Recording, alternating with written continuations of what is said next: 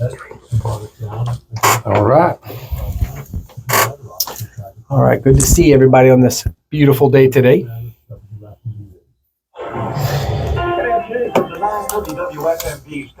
All right. Much better weather today, boys and girls. No more torrential rains and flooding. We didn't have a lot in the area, though. Not too bad. Annapolis got it. Holy cow. Oh, yeah, they did. As always. Good to see everybody. Thanks for tuning in. Here we go. Visit PJsRoofing.com. I'm Jim Pipes. This is your Frederick Real Estate Update, a conversation about the regional real estate market with tips for buyers and sellers. Your hosts, Remax Results, Darren Avery, and Presidential Bank Mortgages, Terry Kern. Hey, folks, welcome back to your Frederick Real Estate Update. I am Darren Ahern with Remax Results, bringing you over 20 years experience in the Maryland and PA region. And I also have the man, the myth, the legend, who just literally pulled in after he pulled his fishing rod out of the water for the Great White Marlin Tournament in Ocean City at 5 o'clock in the morning. He's back in studio, Mr. Terry Kernan. You're here. I am here. You made it. Here. Got up at 4:30 this morning, packed up, and headed on over from Ocean City just so I could be here. I appreciate it. I know that was a hard call today to take your line out of the water. So, well, I actually was not fishing. I was just a spectator, but saved myself some money by not fishing. Yeah. But it was awesome. It was great. I love that tournament. And it's not over because of the weather. They extended it one day. It's usually a Monday through Friday. They extended it today. Just a couple quick notes. Last year, 484 boats. This year, 318. All, I believe, weather-related because of Debbie coming up. Oh, nobody knew what was going on. One day before the tournament, there were only 198 boats registered. Wow. Which is amazing. But they've got one more day to fish. There's only like 62 boats going out today. But what you got is you got a person in first place in the Marlin division at $3.7 million. Wow, that's a nice fish. And then one at 1.6 or 7 or I don't know. Hey, million. So they're doing pretty lots good of money down out there. Michael Jordan's leading the dolphin category. Yeah, with a fish that's going to bring him in about $125,000 as long as nobody brings in another dolphin. Today the seas are just too rough, just crazy. It's a beautiful day here in Frederick. Also a beautiful day in Ocean City, but off the coast the winds are just continuing to, they're 8 to 10 foot waves out there. Yeah, crazy. Not for me. If anybody of our listeners and all that, we love to hear your stories because we love it. I lived down there for years and had stores on the boardwalk, and that was always, Terry, during the early 90s was a fun time, was the Great White Marlin Open and all the boat races and all the fun, and I still love it. So, all right, let's get into the real estate side of life and mortgages and everything. We want to thank you guys for tuning in. I'm going to have this posted up on our YouTube channel. Make sure you guys click, hit the bell, subscribe, share it with friends, and build that up. And it helps us out in getting the word out on what's happening in the real estate market, lots of news and stuff like that. All right, Terry, I'm going to do the numbers real quick. How many homes are for sale? We're just below that 400 mark. We got back down again. What is going on? 398 is how many homes are for sale. 40 coming soon. I have one this week in Woodsboro. That's gorgeous house. Drop dead gorgeous. It is going to be a 4-bedroom, 3 full bath, in-law suite, 4.37 acres. And it is off Copper Mine Road right there in Woodsboro for a cool $765,000. So next week we'll have an open house and all that. We want to make sure everybody knows and come on out. We're going to give out gift cards to Sheetz gas station and all that just for coming to check out the house. I'm going to have some food and fun there. And so 11121 Copper Mine Road. And so I'll announce that next week again. Make sure you put that on your calendar real quick. All right, all homes for sale, 398 Terry, all resales. 285 of those, 24 average days on the market. 24. That's down, right? Yeah, just a tiny. Those are the homes that are the resales. The resale. Yeah, the resale homes, 24 total out of everything. The higher end market, I had it in my little packet. Higher end market gets up there quite a bit with A's on market. We're starting to see that get probably like 800,000 and above is starting to get above 50 to 60 days average time on the market and such like that. And I take out, man, there's like a house that's been on the market 1,000 days and a couple of they're fake news. And we eliminate the top ends of those that just aren't really, they just skew up the data. It doesn't change it a whole bunch, but just a tiny bit to just be tighter and all that. So median price $550, resale single family homes, 199 of them, 30 days on the market. Like I said, that's a little higher on the single family homes as a whole. $625 average sale price. Townhouses and condos, there's 59 of them for sale with 11 days on the market, because that average price point is $425. New construction, 113 homes for sale. That's come up a little bit since last time. 54 single family homes at $794.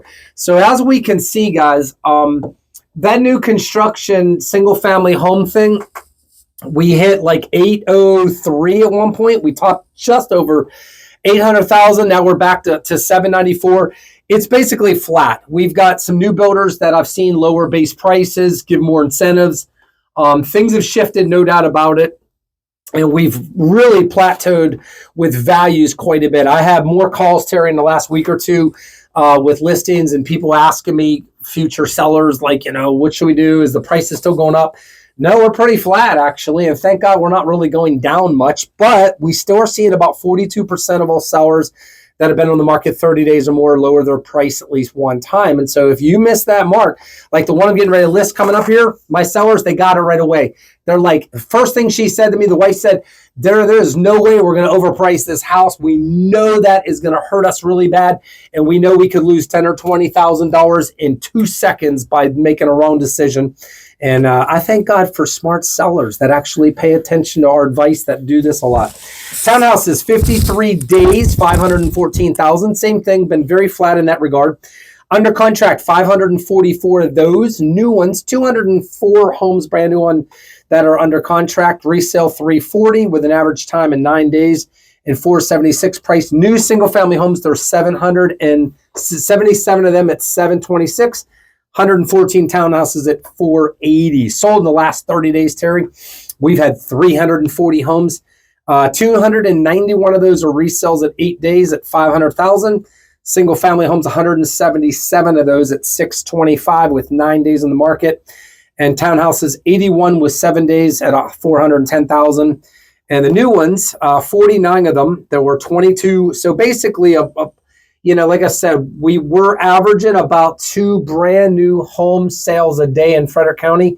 And now that's down a little bit, but we'll pretty much still end up at about 900 to 1,000 brand new builds, or 900 in the county by the pretty much at the maybe 900 at the end of the year. If this trend continues, it may be 800, but I think it's going to come up a little bit because a lot of builders, I'm learning, are giving a lot more incentives. They're giving closing help, more options for purchase, buy downs, you name it. They're pretty much going to give a buyer almost anything to pay some of these prices.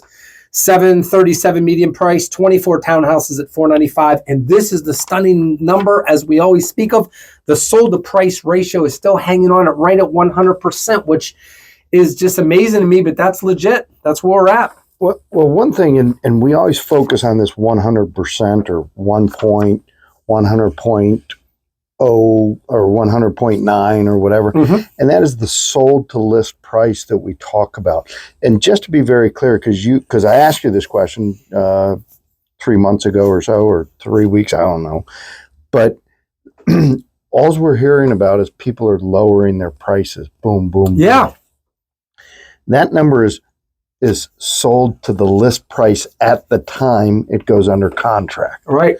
So if somebody starts at 550,000 and they get no bites, and they have to drop it to 500,000, and then they get a contract at 500,000, you're at 100% sold to list. So in my mind, in today's world where people are cutting their prices to get to where it will sell, that number to me is a little bit misleading. Yeah, it's probably like you said. Now that we have like 40% ish or so, 4 out of 10 sellers that have been on the market more than 30 days have made a price reduction. Right. A lot of people ask, well, how much are those price reductions? Well, every price point is a little different. What I've always suggested to sellers, Terry, is like 3%. Like that's a nice number. These sellers out there that are like, well, our house is at $600,000. Let's do a price cut of 5,000. Let's lower it to 595. That does nothing. That price point, that does nothing. 1% is not really even enough ultimately, and that's what that almost was.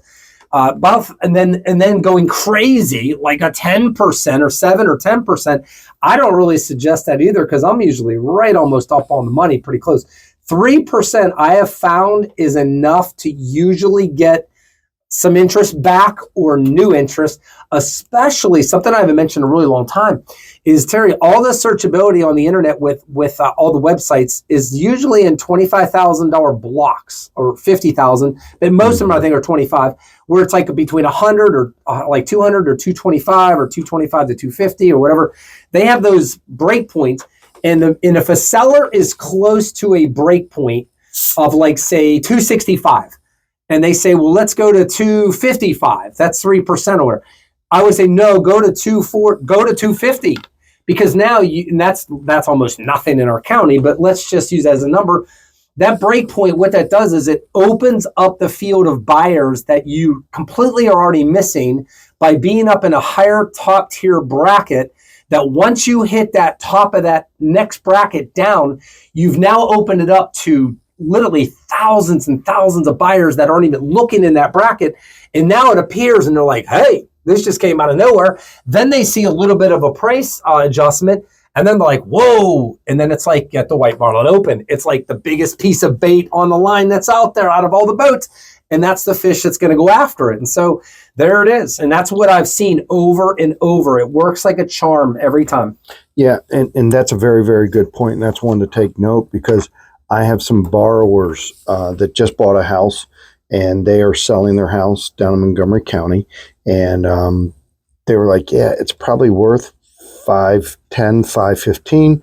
But when we talked with our realtor, we decided that it would be best to list it at 499 because it's going to open up the market. Yep. And if somebody really likes it, then they're going to be willing to go 10 or 15,000 above. And that's exactly what happened. Is they had multiple offers. They had multiple offers to choose from, which is great. And they were at above the 500,000. But what the strategy was is, we know it's worth 510, 515, maybe 520, but we're going to shut off a lot of people if we list it there. Oh yeah, because 500 is a huge break point. That's huge. So that strategy, that's our average. That strategy I just experienced last week, and it truly, they were so happy with the strategy and how it worked out, and it basically came together as planned. So I love it. Yep. Thank you as a lender, understanding the strategy that helps the sellers get multiple offers and the most money, the best terms, the best conditions, the best everything for the strongest negotiating position. That's really good. Well, and as a lender, I've always prided myself on being part of the sales team. Yeah. Deciding about things like that, deciding about how to approach things, deciding about things like that.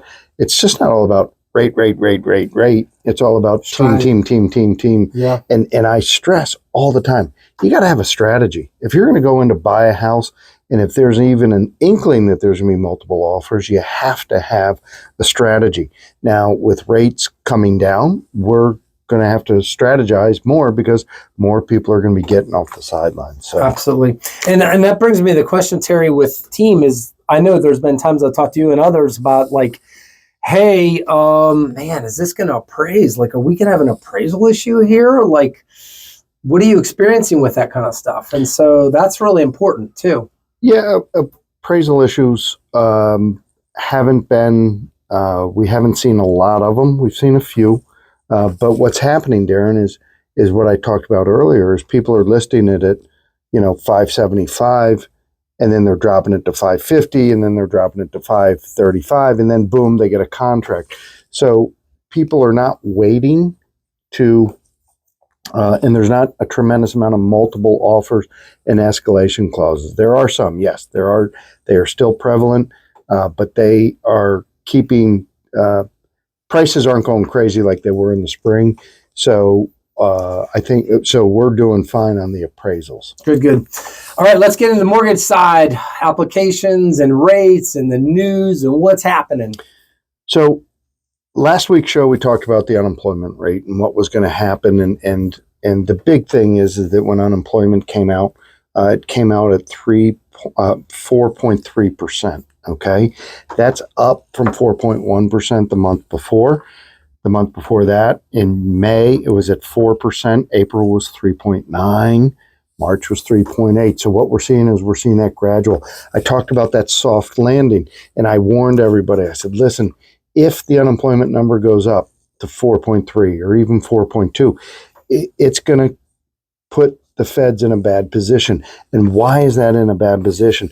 Is it what it did by going up to 4.3 is it triggered the SAM rule. Now, the SAM rule was basically created by Claudia Sam, and it's SAHM, and she created this rule, and basically it's a rule that shows a historical pattern, but it's not a rule of nature. So what she basically says is that if you're looking at an increase of 0.5% within the 12-month period or within the 3-month period, if you see a 0.5% jump in unemployment, then that is an indication that we are probably going into a recession. Okay, not to panic, but that's kind of what happened when you saw the stock market crash a little bit at the beginning of the week. It dropped 1,000 points, and then it dropped 500, and then it came back at the end of the week. But with the SAM rule being triggered, what we're going to see is the feds, as I talked about, will probably cut 0.5 point in September. Ooh, okay. That's my prediction. All right. My prediction is they're going to cut 0.5 point in September because they got to get ahead of this. Yeah. Because they're waited so long to cut rates that it's going to take so long for any cuts to benefit. And we already have momentum going. Rates are coming down. Great news. But also unemployment is going up. Not great news. Okay. We're talking about that hard landing. That hard landing is going to be a recession. I don't think that we're going to be in it, but this SAM rule does bother me a little bit because it usually is an indicator that we are heading into a recession. So with that, they're going to have to bring rates down. They're going to have to bring them down quicker than they had hoped. Okay. So we're going to see probably a full point cut by the end of the year. I was only predicting 0.5 point cut. And then when this came up, I'm going to move my prediction to a full point cut, but we're definitely, I feel, going to get a 0.5 point cut in September by the Fed, which means that credit card and home equity loans will be coming down in price. And what they're trying to do is stop this unemployment, and they're also trying to control the inflation. So they've got to balance it, but you just got to get ahead of it. That's the bottom line. But what am I seeing? Lots of phone calls for refinances. Yeah, no kidding. Lots after of phone last calls. week. Yeah, lots of phone calls. What I'm telling people is don't refinance right now. Why? What? Because Wait a momentum is coming down. The trend is coming down. Why refi today at 6.75% when we could be as low as 6% around the election? Okay. Ooh, you think we'll see that? You think we'll see that? I think by the end of the year we're going to be at around 6%. Around 6. Okay. Yeah. So why do that now? Why waste the money and then just be angry with yourself and with your lender for talking you into it? You will get calls. You will get emails. Mm-hmm. You will get letters saying, hey, let's refinance. They'll try to entice you with, but what they don't tell you is it's going to be $25,000 in closing costs to get you down to 6% now. Okay, don't do that. Yeah. Now is not the time to refinance unless you desperately need to get cash out to pay off credit cards or college or whatever the case. But be patient. Watch the rates come down. All indications are they're going to continue to come down. So hang tight. You know, I'm gonna continually give my feedback, but I got so many calls this week, and and everybody said, okay, Terry, we trust your judgment. You've always been spot on with what the rates are going to do. So we're going to trust your judgment, and we're going to hang in there. So that's kind of what's going on. A lot of phone calls this week. Also picking up, people are getting off the sideline now. We're seeing people coming back to life that were on hold because the rates were too high and they were getting pushed out. So that is coming down. That looks good. We're getting into a pretty good position here. All right. Good stuff. All right, Terry, with the rest of our time here, you guys are welcome to call in 301-694-9363, or you can text that in. Our producer will get in any questions you have about the market, the mortgage stuff, or give Terry a call and I afterwards. Our information's always coming up. And by the way, Terry, real quick, our last program, top 22 questions we've been going through on the 29th of June. Should I order a home inspection? On the 6th of July, we did how long does it take to sell my home? Then on the 13th, it was when is it best time of the year to sell our home? And then the 20th was about our price of our home. How do we know we're getting that right with everything changing like crazy? And we also got into why is my tax assessment and the market value so different on the 27th. And on the 3rd, we talked about tear down homes, lots, bridge loans, all that good stuff. And now today we get into, which is not one of the top 22, but the hottest subject of the land in real estate right now, which in 1 week from today kicks in for good, unless somebody else changes something, but it really doesn't affect so much about how we've done things as always for our particular business model and RE/MAX and the state of Maryland and all that kind of stuff. But this is something that is going to change, that around the nation, not everybody is used to, and this had the conformability. And one of the biggest things is in the MLS. So let's get right on into it. The big NAR whole crazy lawsuit thing and all that began way back. They had established in the whole thing that a beginning on August 17th, Terry, one of the number one things that's going to change is no more compensations can ever be listed in the MLS. Okay. No more compensations can be. Does that mean nobody's going to get paid? Everybody's going to work for free? I don't know anybody that works for free. So that's not going to happen at any time soon.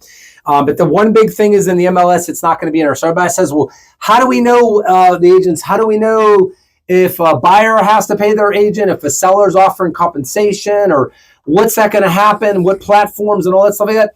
It can be anywhere else but a link or on directly the MLS. So that field is going to be gone forever coming up.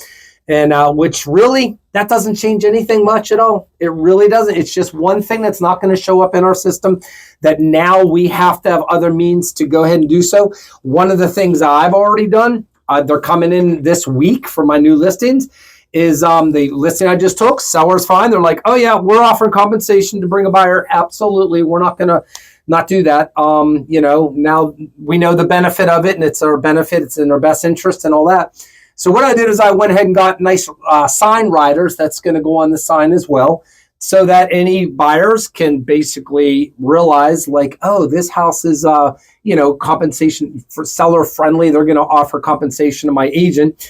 And so therefore they're going to do what's always 99% of the time has pretty much happened. And it's going to be out there like that. So the buyer will know, because one of the big things is buyers. So that's that part of it. So what does the sign say? Oh yeah, it's it basically says that we'll offer compensation. We don't put how much, but compensation is being offered and all that. So yeah, there's many means that people are right now out there trying to figure out, all the calls are going to be made and how that can be done and all that.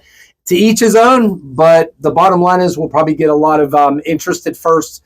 And because the reason why is because buyers, so in the past, this is something that's now law, is that the buyers must have, this is something some buyers aren't going to like, but most buyers cool because they want representation. They want a professional standing by their side.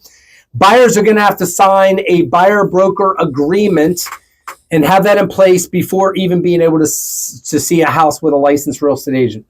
Okay. So what just off the top of your head, and I'm not trying to throw you a curveball. Yeah, throw me any curve you want. But what percentage of people had buyer-broker agreements before this lawsuit? You mean before even a house was shown that there was already one in place? Yeah. Oh, I'd probably say maybe half. I'd say Half, maybe okay. half of us agents basically want to be able to give the buyer the full disclosure up front and saying, hey, look, here's how compensation works. Here's how I get paid. Ultimately, you're paying it, but if it's coming from the other broker, so it's called broker to broker cooperation, which has been pretty typical 99% of the times, us agents that list a house for sale have a XYZ amount that's always been negotiable with a seller that our broker charges to market your home and professionally represent you, right? Okay. And it brings you a buyer. That's what typically that would happen. And so about half the time, agents out there already, like myself, that have done this over decades and decades, sit down with a buyer. So I don't just run out and show a buyer a house. I never really have, just because I just want to see the house. Well, no, let's sit down, go over your goals and your plans and build a strategy and how can I serve you and represent you the best. This is your most complex, biggest thing you're pretty much ever going to buy. And there's so much legal stuff involved and there's so many moving parts and things to pay attention to. No, you really want to have representation. Now, you don't have to. I've known buyers say, well, buyers, no, why do I have to have a buyer broker agreement to see a house? Well, if you want a licensed agent to show you the house and you want representation, you need to sign that. Now, here's what it can be. It can literally be, it's like a retainer for an attorney. It can be for one house. The one house you want to see, it can be an agreement that just says, all right, I'm representing you for this one house and nothing else. It can be that. It can be just for that one day. Let's say an agent's going to show a buyer 5 houses in one day. Okay, one day, all 5 houses, whatever you look at that day. Then it can be extended.